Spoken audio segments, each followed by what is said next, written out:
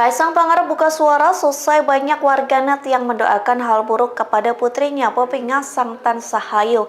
Bahkan putra bungsu Joko Widodo ini menangis lantaran hujatan netizen. Momen Kaisang menangis terjadi dalam program podcast Depan Pintu atau PDP episode ke-79. Podcast yang diunggah di channel Kaisang Pangarep itu mendatangkan bintang tamu Nunung. Di tengah-tengah podcast tersebut, Kaisang menangis. Hal itu bermula saat Nunung mengungkapkan simpatinya kepada Kaisang dan Erina. Diketahui akhir-akhir ini netizen kerap melontarkan hujatan kepada keluarga Kaisang.